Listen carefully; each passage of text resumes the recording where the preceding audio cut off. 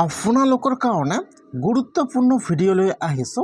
সেইটো ভিডিঅ' হ'ল যিসকলে দৰ্পণ পৰ্টেলত হায়াৰ ছেকেণ্ডেৰী ফাৰ্ষ্ট ইয়াৰত এডমিশ্যন লোৱাৰ কাৰণে ফৰ্ম ফিল আপ কৰিছে।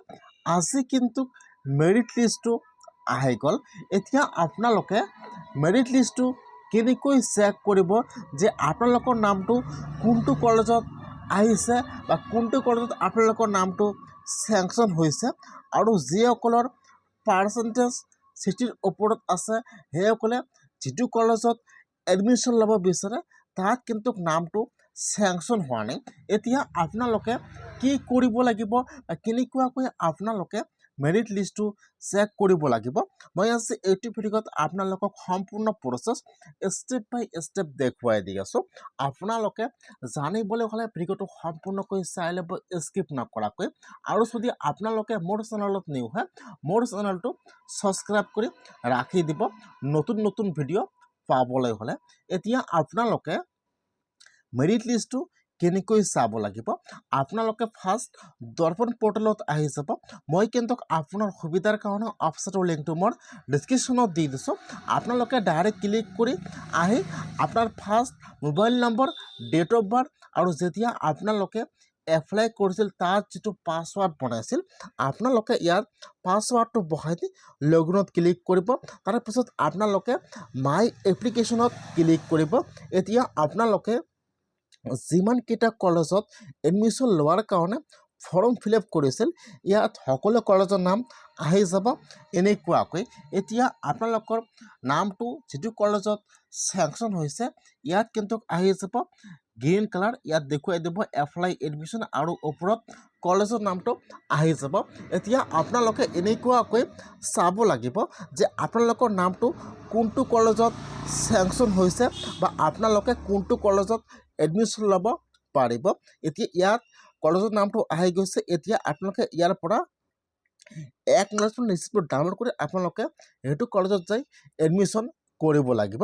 যিহেতু সকলোৱে 2টা বা 4টা বা 5টাকৈ কলেজত এডমিশ্যন লোৱাৰ কাৰণে ফৰ্ম ফিল আপ কৰিছে, যিসকলৰ পাৰ্চেণ্টেজ কম আছে সেইসকলৰ কিন্তু অলৰেডি এটাকৈ আহি গৈছে, আৰু যিসকলৰ পাৰ্চেণ্টেজ 60ৰ ওপৰত আছে এতিয়া কিন্তু সেইসকলে যিটো কলেজত এডমিশ্যন লোৱাৰ কাৰণে ফৰ্ম ফিল আপ কৰিছে এতিয়াও সেইটো কলেজত চেংচন হোৱা নাই বা নামটো তাত চেংচন হোৱা নাই। এতিয়া যদি আপোনালোকৰ পাৰ্চেণ্টেজ কম তেনেহ'লে আপোনালোকৰ 1টা বা 2টা কলেজত আহিব পাৰে। আপোনালোকে ইয়াৰ পৰা নিশ্চয় সেইটো আপোনালোকে জানে, যিহেতু পাৰ্চেণ্টেজ অনুযায়ী আপোনালোকৰ কলেজত নামটো চেংচন হ'ব। এতিয়া আপোনালোকৰ যদি পাৰ্চেণ্টেজ 60ৰ ওপৰত আছে তথাপিও আপোনালোকৰ এতিয়াও আপোনালোকে যিটো কলেজত এডমিশ্যন ল'ব বিচাৰে আপোনালোকে এতিয়া সেইটো কলেজত নাম অহা নাই। এতিয়া আপোনালোকে কি কৰিব লাগিব, মই এতিয়া এটা চালোঁ এটা পাৰ্চেণ্টেজ কিন্তু 60ৰ ওপৰত আছে তথাপিও যিটো কলেজত এডমিশ্যন লোৱাৰ কাৰণে সেইজনে ফৰ্ম ফিল আপ বা এডমিশ্যন ফৰ্ম ফিল আপ কৰিছে এতিয়া কিন্তু তাত সেইটো কলেজত নামটো অহা নাই। এতিয়া সেইসকলে কি কৰিব লাগিব, যদি আপোনালোকৰ পাৰ্চেণ্টেজ 60 বা 50ৰ ওপৰত আছে আপোনালোকে যিটো কলেজত এডমিশ্যন ল'ব বিচাৰে আপোনালোকৰ এতিয়াও সেইটো কলেজত নাম বা নামটো চেংচন হোৱা নাই। এতিয়া কিন্তু আপোনালোকে ৱেইট কৰিব লাগিব। মই আপোনালোকক এটা ক্লিক কৰি দেখুৱাই দি আছোঁ। ইয়াৰ কিন্তু পাৰ্চেণ্টেজ 60ৰ ওপৰত আছে, আপোনালোকে ইয়াত চাব পাৰে। মই আপোনালোকক লগ ইন কৰি দেখুৱাই দি আছোঁ। তেওঁ কিন্তু 4টা কলেজত ফৰ্ম ফিল আপ কৰিছে এডমিশ্যন লোৱাৰ কাৰণে। ইয়াত মই ক্লিক কৰি আপোনালোকক দেখুৱাই দি আছোঁ। আপোনালোকে অলপমান ৱেইট কৰক, অলপমান নেট অলপমান শ্ল' হৈ আছে সেইকাৰণে অলপমান আপোনালোকে ৱেইট কৰক। তেওঁৰ কিন্তু পাৰ্চেণ্টেজ 60ৰ ওপৰত তেওঁ যিবিলাক কলেজত এডমিশ্যন লোৱাৰ কাৰণে ফৰ্ম ফিল আপ কৰিছে মাত্ৰ কিন্তু এটা কলেজত আহিছে যিটো একদম কম পাৰ্চেণ্টেজৰ ল'ৰা ছোৱালীক লৈ আছে, সেইটো কলেজত আহি গৈছে। আৰু যিহেতু ইহঁতৰ পাৰ্চেণ্টেজটো অলপমান বেছি বা 60ৰ ওপৰত পাৰ্চেণ্ট আছে বা ডিভিজন ফাৰ্ষ্ট হৈছে সেইকাৰণে ইয়াত চাব মাত্ৰ কিন্তু এটা কলেজত আহি গৈছে। ইয়াত চাব মাত্ৰ এটা কলেজত আহি গৈছে আৰু কিন্তু এতিয়াও অহা নাই।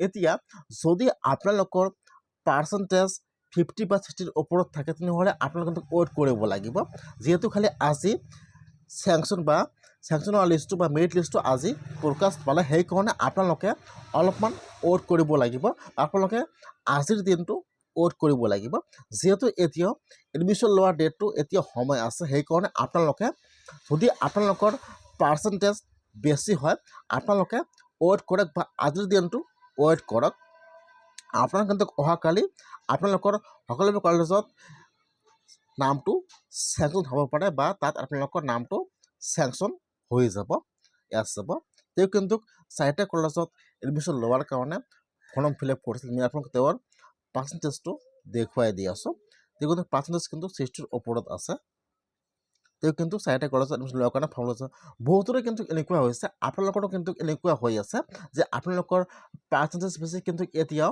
আপোনালোকৰ যিবিলাক কলেজত আপোনালোকে বা পঢ়িব বিচাৰে তাত আপোনালোকৰ নামটো চেংচন হোৱা নাই যিসকলৰ পাৰ্চেণ্টেজ বেছি আছে সেইসকলে ৱেইট কৰিব লাগিব মাত্ৰ কিন্তু যিবিলাক নিম্ন কলেজ আছে বা যিবিলাক কলেজত পাৰ্চেণ্টেজ কম হোৱাৰ কাৰণে এডমিশ্যন লয় সেইবিলাক কলেজত কিন্তু নাম অলৰেডি সকলোৰে তাত নামটো চেংচন হৈ গৈছে এতিয়া আপোনালোকে ৱেইট কৰিব লাগিব আপোনালোকে মাত্ৰ এদিন ৱেইট কৰক আপোনালোকে যিটো কলেজত এডমিশ্যন বিচাৰে তাত কিন্তু আপোনালোকৰ নামটো আহিব পাৰে বহুতৰে কিন্তু সেইটো প্ৰব্লেম হৈ আছে সেইকাৰণে আপোনালোকে ৱেইট কৰিব লাগিব যদি আপোনালোকৰ ইয়াত চাৰ্ভাৰ ইৰ'ৰ হৈছে আপোনালোক বৰ্তমান কিন্তু বহুতো চাৰ্ভাৰৰ প্ৰব্লেম হৈ আছে সেইকাৰণে কিছুমানৰ এতিয়াও লগ ইন কৰিব পৰা নাই বা কিছুমানৰ এতিয়াও অহা নাই বহুত শ্ল' হৈ আছে সেইকাৰণে আপোনালোকে মাত্ৰ ৱেইট কৰক বা এদিন ৱেইট কৰক আপোনালোকে ইয়াত সকলো প্ৰচেছ আহি যাব যিসকলৰ ইয়াত চাৰ্ভাৰ অহা নাই সেইসকলে ৱেইট কৰক ইয়াত চাব ইয়াত কিন্তু পাৰ্চেণ্টেজ 60ৰ ওপৰত কিন্তু তথাপিও কিন্তু এতিয়াও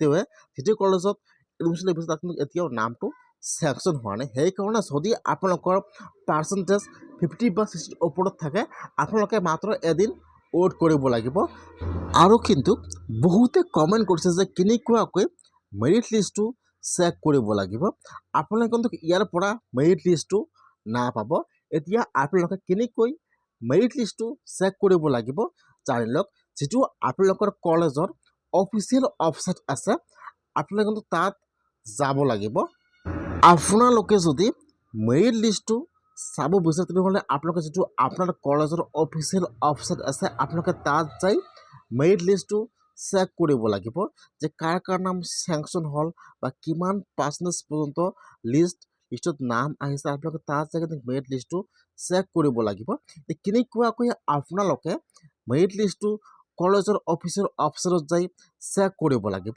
মই আপোনালোকক সেইটো প্ৰচেছ নেক্সট ভিডিঅ'ত দেখুৱাই দিম যিহেতু বহুতে কমেণ্ট কৰিছে যে কেনেকুৱাকৈ মেৰিট লিষ্টটো চেক কৰিব লাগিব লিষ্টত কাৰ কাৰ নাম আহি গ'ল বা কাৰ কাৰ নাম অহা নাই বা কিমান পাৰ্চেণ্টেজ পৰ্যন্ত লিষ্টত নাম আহিব পাৰে আপোনালোকে সেইটো লিষ্ট চাবলৈ হ'লে আপোনালোকে কলেজৰ অফিচিয়েল ৱেবছাইটৰ লিষ্টটো চেক কৰিব লাগিব কেনেকুৱাকৈ আপোনালোকে মেৰিট লিষ্টটো চেক কৰিব লাগিব মই আপোনাক সেইটো প্ৰচেছ ভিডিঅ'ত দেখুৱাই দিম আৰু যদি আপোনালোকৰ পাৰ্চেণ্টেজ বেছি হয় আপোনালোকে এতিয়াও লিষ্টত নাম অহা নাই আপোনালোকে মাত্ৰ এদিন ৱেইট কৰক আপোনালোকৰ অহাকালি লিষ্টত নাম আহি যাব 100%